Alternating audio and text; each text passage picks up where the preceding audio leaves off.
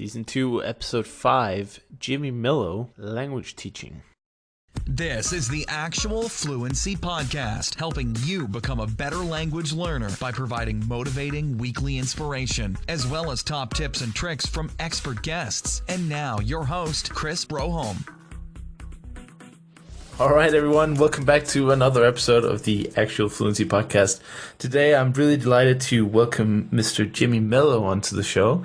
Jimmy is from Brazil, and he's been teaching languages for over 20 years, and he's also the founder of the Mello Method, which we're going to hear about today. So, Jimmy, how are you doing today?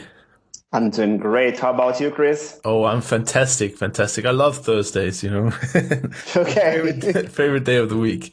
So, Jimmy, take us back. You've obviously been learning languages for a long time. And how did you get started? How did you get interested in languages back then? Wow, this is a tricky question. I'm not sure, really. Since I was a child, I got involved with languages. My family, part of them came from Spain, from Barcelona.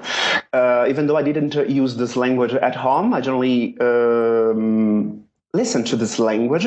And my aunt, she's married to an Italian guy. And so from time to time, when we met each other, I heard that language. And so I really got to say, for me as a child, I said, I couldn't see differences between Italian, Spanish, Portuguese. And after I became very interested in learning languages, in learning this kind of, for me, it was a kind of, not a symbol, but a kind of code that I would like to get into it. I would like to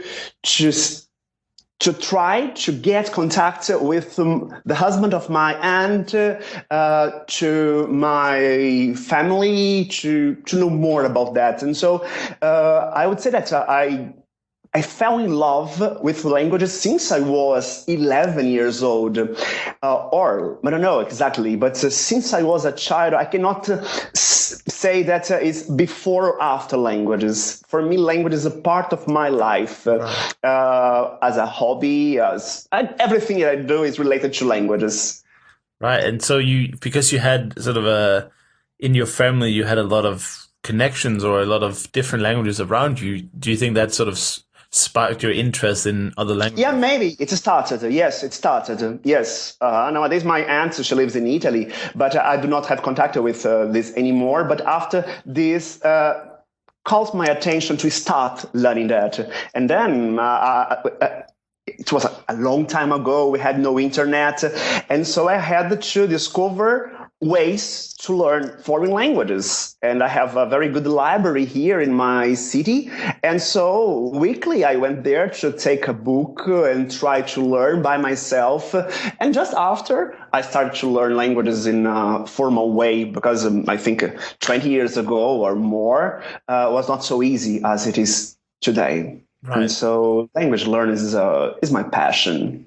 Wonderful. And I'm sure a lot of the listeners are agreeing with you on that. And it's interesting to hear what you say about back then, how it was more difficult. And I'd like to just emphasize that, because I think a lot of people are new to the language learning. Yes. Okay. They just think, oh, well, the internet, is so easy. But, the internet is quite new. So Yes. When I was 11, 15 years old, I had no access to audios, for example. There's no audios here. I live yes, my country is not very small, but it's the third capital of Brazil. But even that is very difficult. It was very difficult to find out material. And so I had to take materials from libraries, because the bookshops, it was impossible to find foreign languages. And the only way I had to listen to authentic material was with a radio, what we called, I don't know, I'm not sure how to say this in English, but in radio we have AM and FM. But in short waves, right? Something like that. It was a very bad. I'm not sure the name of that, because we could take bad quality program from Germany, from Italy, but it was very bad quality. Only resource I had in that time to listen to audios, and it was very difficult. And if I could find something, it was that the long plays or cassette, and it was very, very expensive. Right. And so I came from a poor family, and so I had to save any cent that I gained, try to buy something. It was time. We couldn't. It was very difficult 20 years ago. Right. Or more than 20 years, more than 20 years. Yeah, it's interesting, and I think a lot of people who try to learn languages today, they don't realize how much easier it's actually gotten, but how you transition from a student into a teacher, because I find it interesting when people sort of take that step, because in my world they're quite different. Okay. Oh, are you recording? Yeah. Okay. Okay. So I decided to become a teacher. This was for me. I thought that I suffered, and I think many people have been suffering to find a good teacher. And so even on italki, there are a lot of teachers, but I don't know if this has already happened to you, but when you start the first lesson, they look at you and say, and so, what do you want to learn? Mm-hmm. And say, oh my God, I suppose that you are the teacher. You have to know what you have to teach me, not ask me these kind of questions. And so after, when I decided to learn a language by myself, I, besides loving languages, I have always been trying to find a perfect way or a better way to teach a language, that is to learn a language by myself and then transfer that to the real world.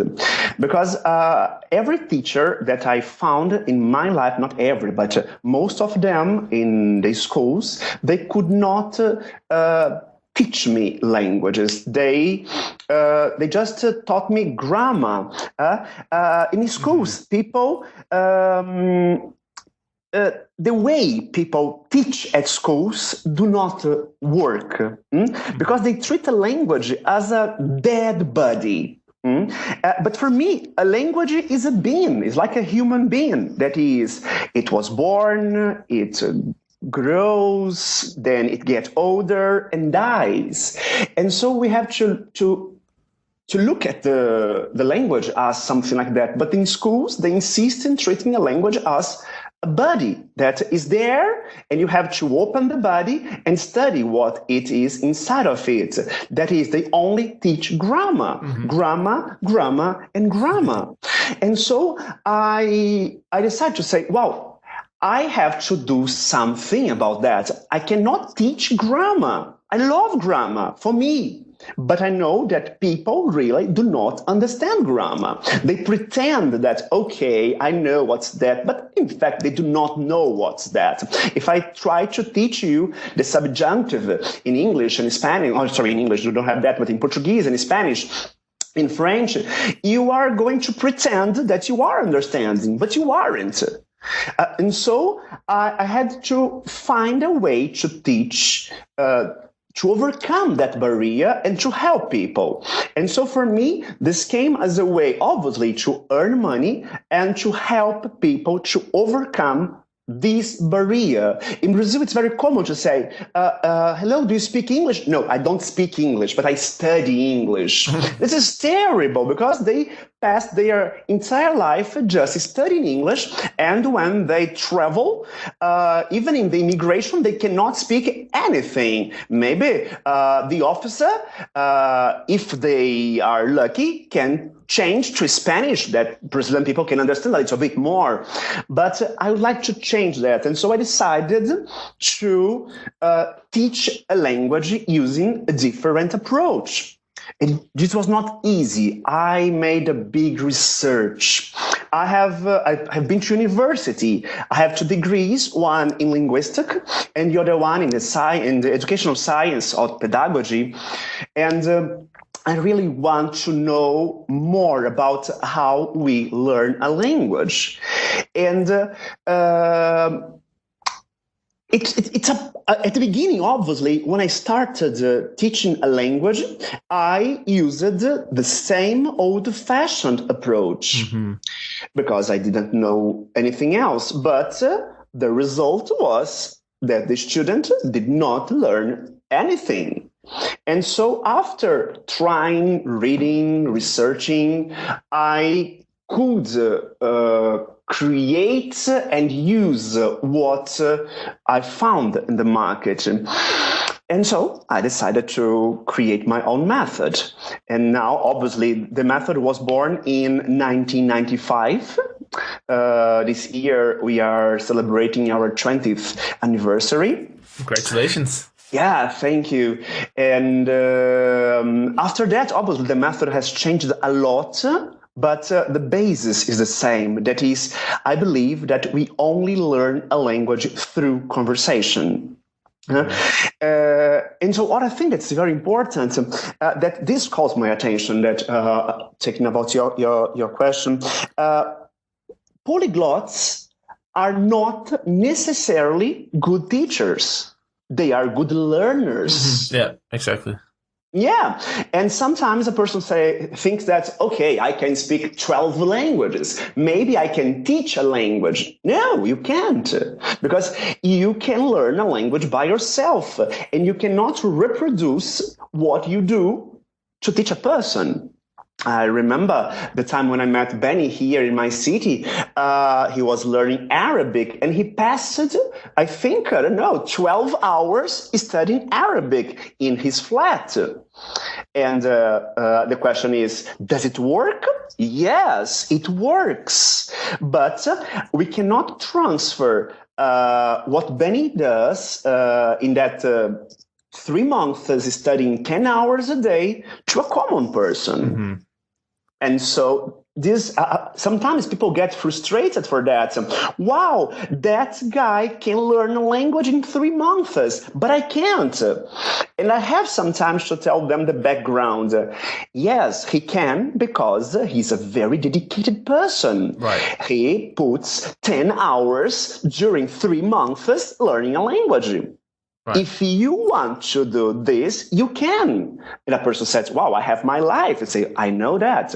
For this reason, I decided not to look at my student as being a polyglot, as being a talented person, but I look at my student as being a common person that works at 8 hours a day and can just attend a lesson twice a week for 50 minutes. Right.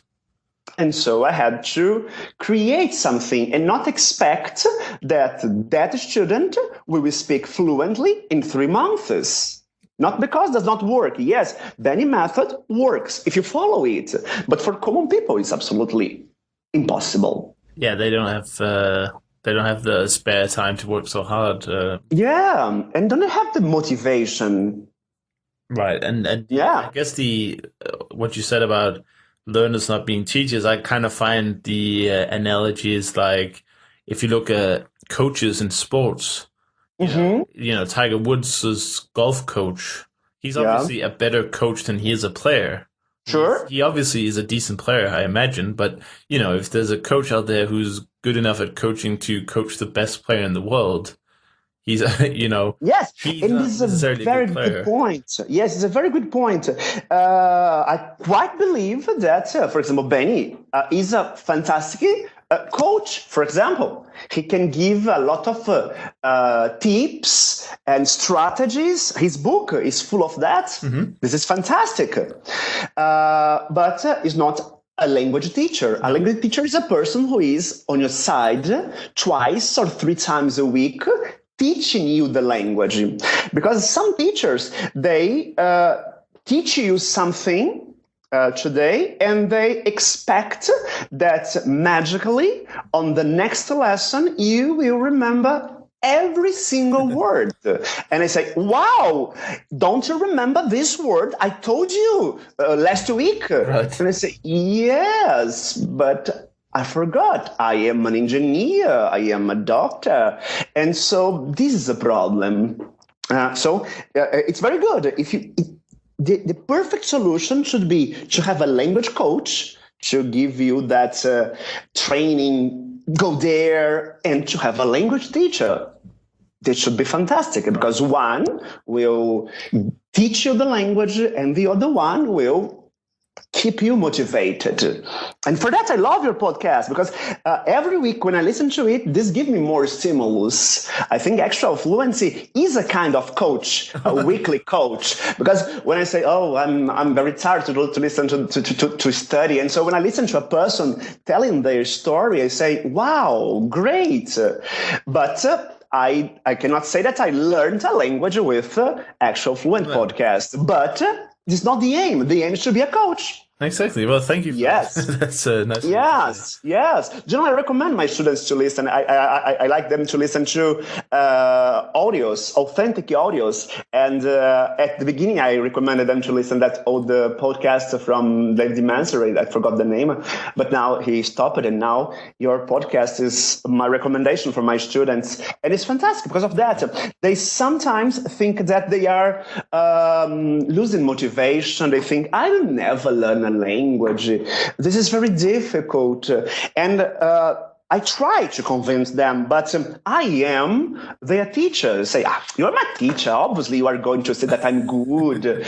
But when they listen to another person, they say, wow, yes, everyone faces a problem every now and again. Of course. Yes. And so I think it's funny you say that because that was something that I hadn't thought about when I started the podcast.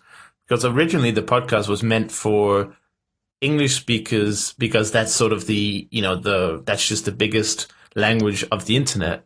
So when people told me that they were listening to the podcast to learn English, I was like, wow, yeah, I guess that works because, I'm not a native speaker of English and a lot of the guests are not. So the English level is not necessarily, it's still pretty good, but it's not as high as, watching the news or something.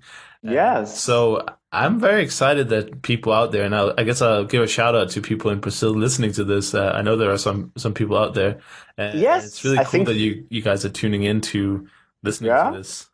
Yes, I think for that reason, Veja puts you on the list of a good resource to learn and improve the listening because it's easy. It's free and it's affordable for everyone, and the person can train their listening. Because I one thing that I really hate when people say that British English or American English. I think this is not the correct thing. English is international. Yeah. I speak Brazilian English. You speak Danish English, and it's English. Exactly. What is right, what is wrong, I think English lost this kind of control. Yeah, for sure. Yes. And so I really like that.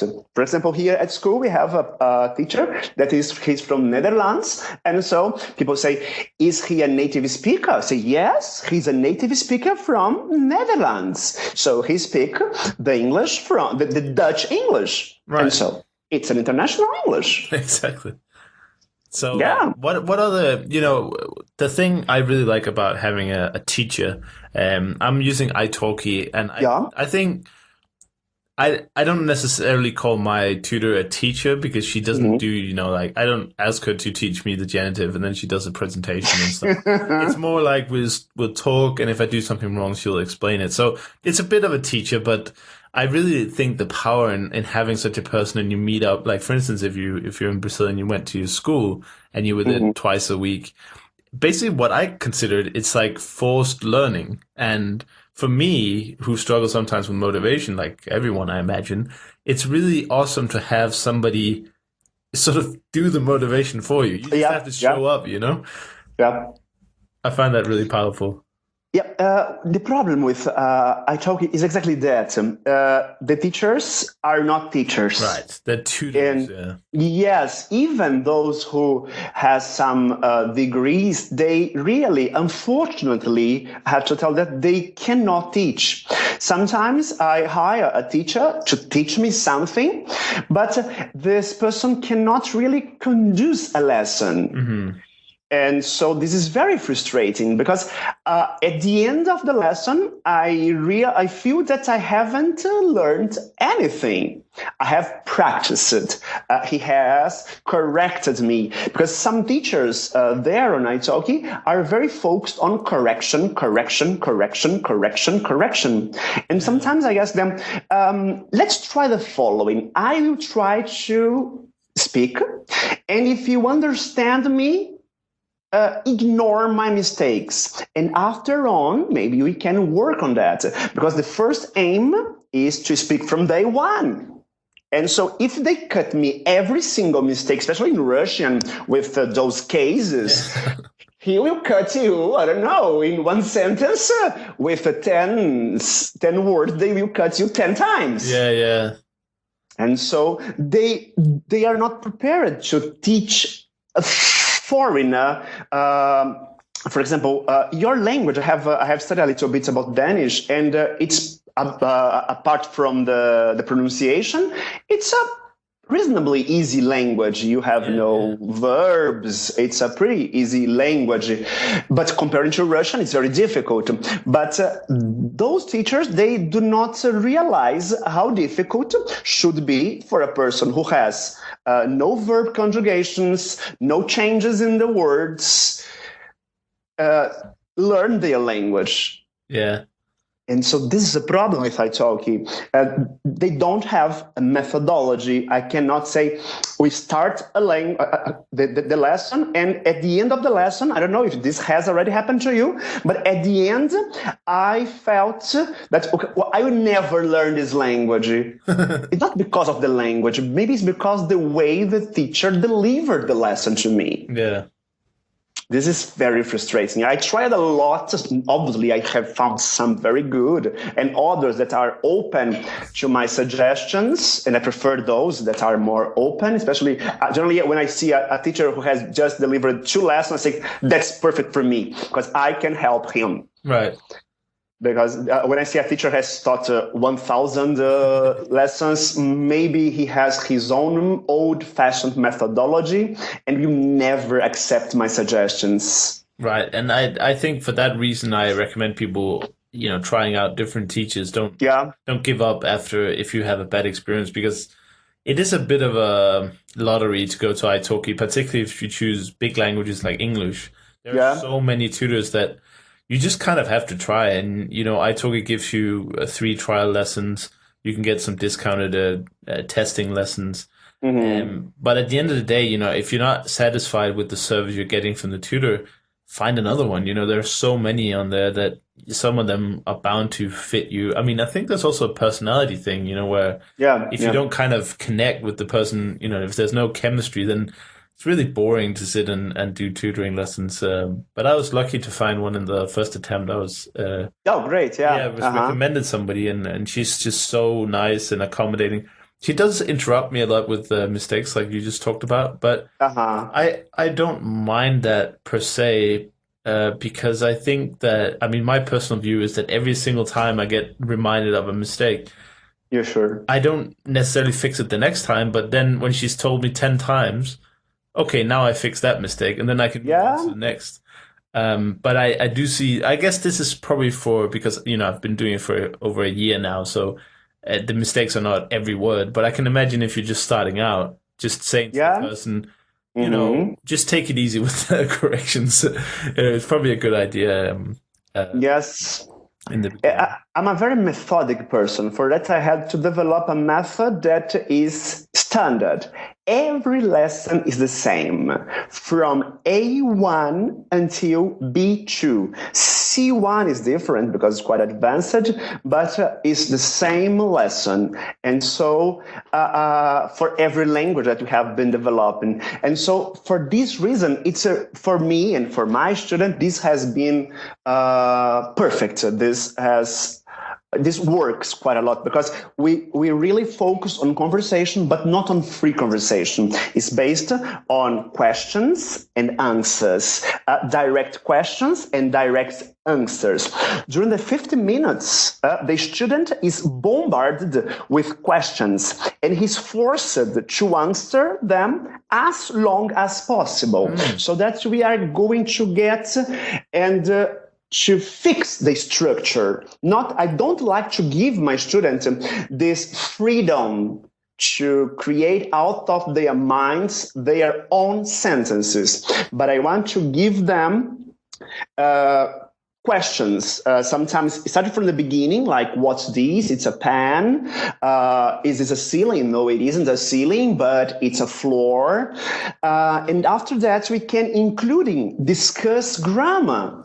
But just by doing that, I teach them that, for example, the present, let's say the present simple, we use for actions that we do generally. The present simple we use for an action that we do generally. When I ask them, when do we use the present simple? When do we use the present simple? And the student, during this conversation, he says, we use the present simple for an action that we do generally. And they give an example. So, I speak English. Perfect. Another one. I drive my car. Perfect. Another one. And then after that, we are going to build the conversation, but not free conversation. I say that's 100% focused on conversation, but directed conversation. Because that's a question that I hate with my some Italki or common or other teachers. They say, what do you want to learn? People do not know what they want to learn. Sometimes what they want to learn is not what is going to help them. Right. You say, I'd like to learn colors. And say, oh gosh, why should I teach you 20 colors if you just need red, black, white, and green? Right.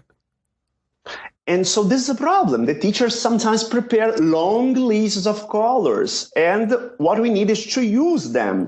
I prefer to get out of a lesson really knowing 10 words, but I really know for sure how to pronounce these 10 words, how to put them in the question the teacher asked me. Then the teacher said that, wow, today we have seen 20 pages. And what do you remember? And I say, nothing.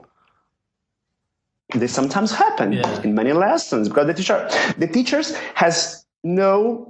I think the best teachers should be polyglots or at least been studying a language, because that way you do not forget how difficult it is. Right.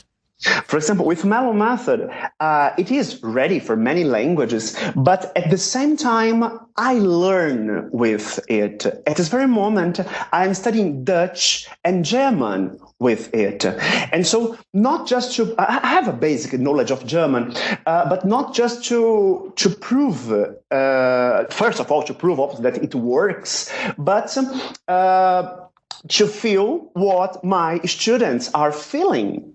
Because as it is an adaptation, when I teach them English, when I teach them Spanish or Portuguese, it seems so obvious. What? Didn't you understand that? And I say, no, it's pretty easy. But when my Dutch teacher ask me the same question in Dutch, I look at him with a blank face, the exactly blank face that my student look at me. Right. And so I say, yes, I have to understand my student because this is difficult. And so the next time when I deliver the same lesson, now I am even more calm with them because I am in their skin. You got the experience, yeah. Yes, so for that, every Mello Method that we are being releasing and are in the list to be released, I make question to not just write together with another person, but to learn with it by myself. Because that way I will be sure that it will work. I like to say, if I can, you can.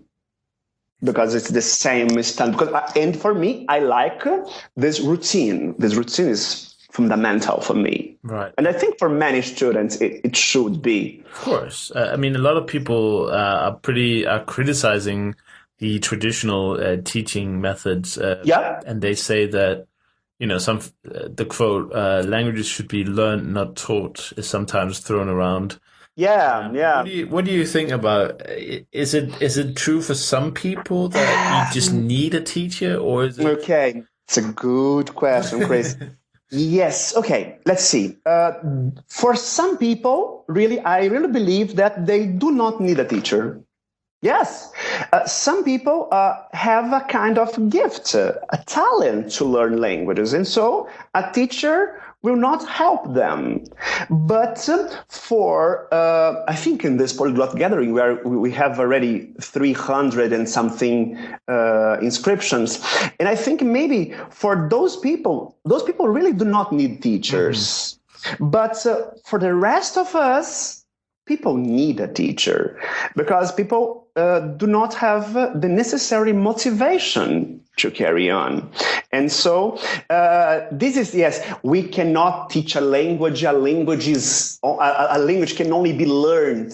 Yes, but if this was really true, we wouldn't have so many language schools, or we could simply take out this from the curriculum of the schools, because some people need a teacher to teach them. It's like another thing. Can we learn to play guitar by yourself? Yes, you can. But if you have a teacher, probably this will be easier. Or I don't have the motivation to study by myself, but a teacher can help me with that. And for me, I think 90% of people need a teacher. Right. Yes, definitively, yes.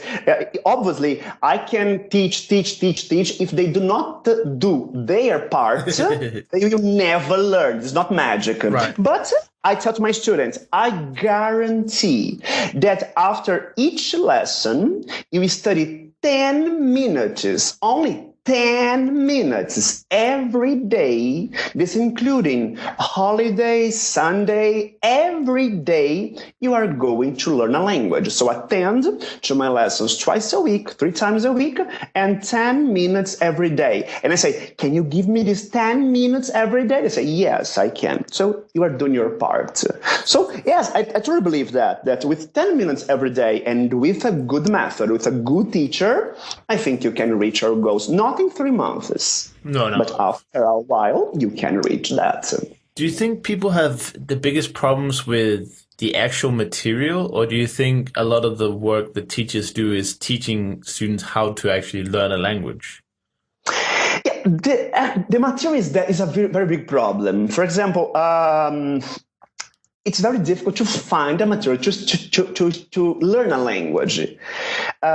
For me, for example, I think it's yours as well. My favorite self-teaching material is Michel Thomas. I love his approach. And after Assimil. But Assimil and Michel Thomas are not really suitable to be used with a teacher. No. That's maybe Michel Thomas, possibly, if you have a good teacher that can really deliver the lesson. But Assimil, it's impossible. And so the marketing of especially for English, it's terrible. They really want to sell books. They do not do what I try to do here in my school. I put my method in the classroom. We use it by myself. And this is the difference between that. because there is no good material, and the good material that we have, that is, for example, Assimil, is not suitable to teach someone. Right. How to teach someone with Assimil, I have no idea. And the teachers are not aware of the difficulties of a person. To teach a Slavic person, or to teach a person who has a Romance language, or to teach a person who has a Germanic language is different. Yeah, sure. And so the teachers are not aware of that.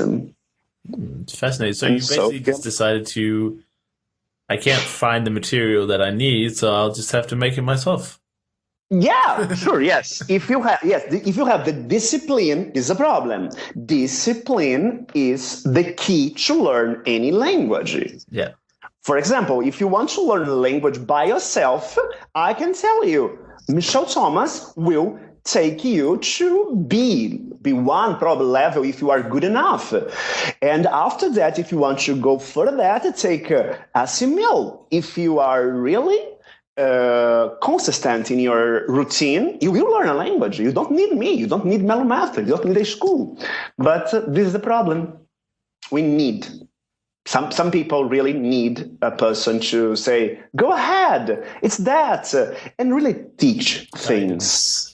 Yes, imagine that if this interview was just a written interview, this interview will not be so interesting as it is the audio. Right. Because we are interacting with each other, we are discussing things. This happens with that. Assimil is a book that is there, and Michel Thomas is the same, is there. But we have a relationship with a good teacher using a good approach. For sure, this is better. Exactly. And speaking of the Mello Method, how can people get involved, and if they're interested in becoming a part of that, either as a student or a teacher, is there any way they can get involved? Yes. Now, I'm going to go to. I am one of the sponsors of Polyglot Gathering to spread this idea. We have two kind of ways to get into it. The first one is to get a license, and you be a teacher or language school license to teach English, Spanish, French, Italian, and Mandarin. This is exclusively for licensed teachers. And we have others like Brazilian Portuguese, Catalan, Dutch, and Polish. You can just buy and use it by yourself. We are finishing the student area from where the student can learn how to take the best of Mello Method, even studying by himself or using it with a good tutor or teacher. Right. Just use it. It's the aim here is really spread and help people to teach a language, because I discovered that unfortunately people cannot teach a language. They can, yes, it's not a language is not like math. The subject that I teach you today, I will forget it tomorrow. So we believe that we need constant review. It's what we do. Maybe if you can, in Polyglot Gathering, I will deliver my speech there using Mello Method. You teach Brazilian Portuguese using my approach, and so people can really feel how it works. Right, great. And of course, the gathering, I believe, is almost sold out. So if people, and by the time they listen to this, it probably will be sold out. But I'm looking forward to. I'm really looking forward to going there. It was a great experience last year, and just being around people, and just getting all that motivation. I feel like was the biggest, the most powerful thing. There's so much buzz. Yeah, for me, was the most interesting part was that as I grew up in a small city and in a monolingual country, to discover that there are other people that love languages I am not alone anymore. Right? Yeah, you found Yes, brothers. yes, yes. As I said, I'm a long time involved with languages. Sometimes my family thought, you are crazy. Why are you studying such a language? This will never be useful. And now I can see that, wow, a lot of people maybe have heard that from their families. And now, guess what? We have a gathering, a conference, and things like that. Yeah, We have a large workshops. community. Yes, workshops taken everywhere, including my school now. So this is fantastic. It's fantastic. Will you be Yes. going to the conference in New York? Yes, yes. I have purchased my tickets yesterday, and I'm very excited to go there. I love New York, and it will be an opportunity to go back again. And yes, definitely I will go to New York as well. I hope I can go. I want to go everywhere. I want to go everywhere, but you know, it's not cheap to go across the Atlantic. Yeah, but maybe you can try to maybe in kayak. I think that there's a website Kayak. yes, it's not kayak. How do you know the name of that website? I think it's that. I thought you meant I should take a boat and try and kayak I across the no, no, Atlantic. no, no, no. There's a website that's take out a lot of good discounts. I forgot the Right. name of that. I think it's that, but maybe you can find Yeah, a it's good not price. too bad. Yes, I think the problem is that, the plane tickets are always, manageable. You can always find money for that. But if you go across the Atlantic, you fly for 12 hours maybe. I always think that you should stay there for at least 2 weeks, maybe 10 days. And, then it comes hotel and yeah, but food. believe me, And, it worth us every single cent. yeah, I know. I Yes, know. I did that last year to Berlin, and I'm going to return now. And Yeah, it's so crazy. That must yes, take you it's ages. fantastic. Yes, it's a fantastic experience. That must take Not such a long time to fly from Brazil to. yes, yes. I will take a flight from here to Lisbon. I will pass a night in Lisbon. Then just the next day, I will take a Wow. flight to Berlin. Yes, and so I. Dedication. I mean, that's just Yes, shows how much yes. how cool it is. I'm really excited about it, and I really like. I keep saying this, and I hope that if I say it enough, it's gonna happen.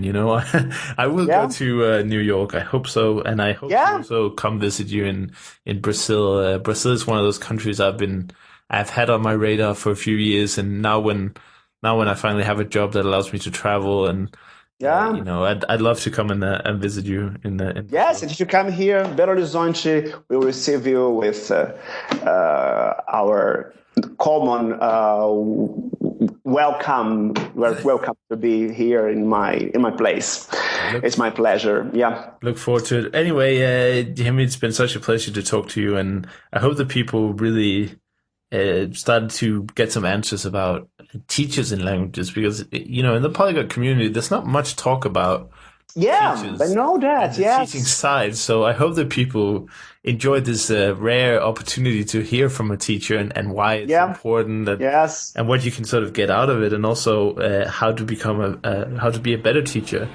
Yes, and you Speak. can earn money by doing that. If you are a good teacher, you can really earn money by doing that. Yeah, that's actually it's one of the jobs you can do as a traveling polyglot. You can teach over the internet Absolutely. while you're Yes. traveling all over the world, and you choose your Yes. hours, you choose how much you want to get paid per hour as well. Exactly. Yes, you So, can. Yes, if you come to Brazil, if you want to pass here in Brazil for 6 months, for sure you're going to find out a place to teach English because we need that.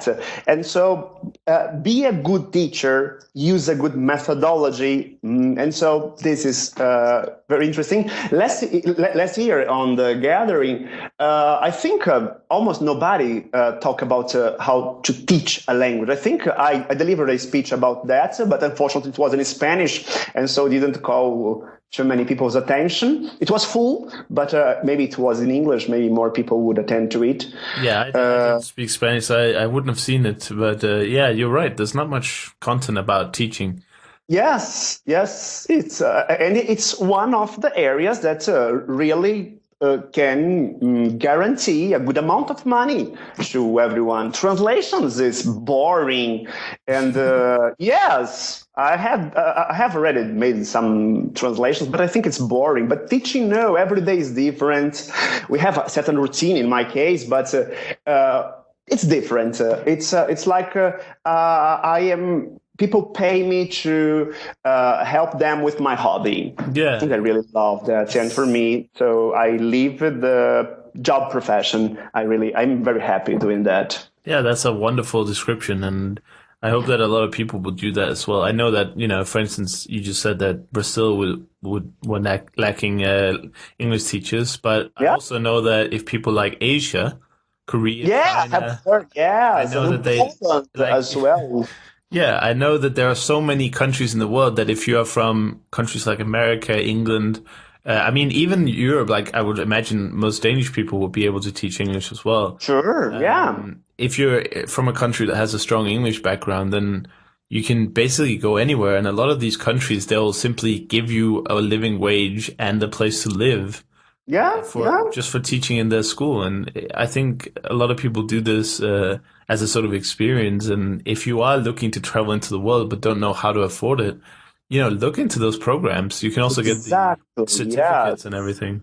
Yes, okay, especially in Brazil, for example, we are very open to that. They will not ask you for Celta, Delta, or TKT. In Brazil, if you speak English, okay, you can hire us a teacher.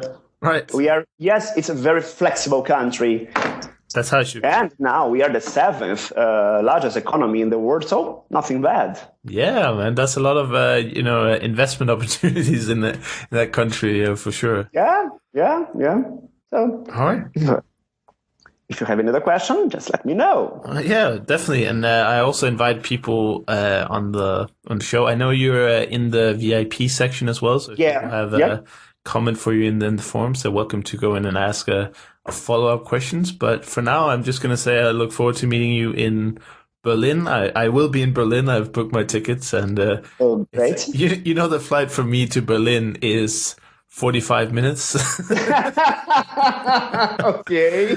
It's crazy. It takes me an hour to get to the airport, but the plane is only 45 minutes. Okay. So yeah, I'll definitely go. I mean, I would hit myself if I didn't go to that. It's such a... yes. I'm crossing the Atlantic to go there. So you have the obligation. You have to go there. I have no alternative. Yeah, yes. that was so cool. The last one, there was a lot of people from Brazil and also one from Australia and America, Canada. People coming from very far away. But I discovered that many people from Brazil, apart from me and my partner, they were living in Europe. Some are living in Berlin. And I'm not sure if many of those Brazilian people really came from Brazil to the Congress. Right. As far as I know, my partner We'll just say they did, just to make the story sweeter. Yeah. It's a very nice place. Anyway, Jimmy, it's been an absolute pleasure, and I wish you the best of luck with the language school, and also rolling out the Mello Method across the world, because having some sort of organized method for people to learn how to speak instead of learning the declensions or the conjugation tables. We are doing that for Polish. Believe it or not, it's working. We are teaching, maybe the Polish book will be there. And so we can learn the declensions of Polish, the seventh, with a conversation. Believe it or not, it's possible. And even if you make a mistake in the declensions once in a while, people still understand what you mean. Yes.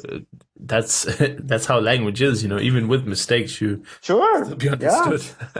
Yes. If a native speaker listens to this audio, they will point out a lot of mistakes from my part, from your part, but this is a part of language. Language is communication. Exactly. We just try to be understood. We're not trying to be exactly. Yes. Okay. My aim, if I want to be a native speaker, I will have to born again. And so... Yes, at this very moment, I'm very happy with my level. Yeah, and also going from 99% to 100 takes you 30 years, but going from 0 to 95, that's like a year. So yeah. Communication is my aim in many languages. If I can get understood, if you can understand me, everything is okay. Yeah, me too. Yeah. All right. Well, have a good evening or... Okay, now yes. Day. Okay. Have a good day.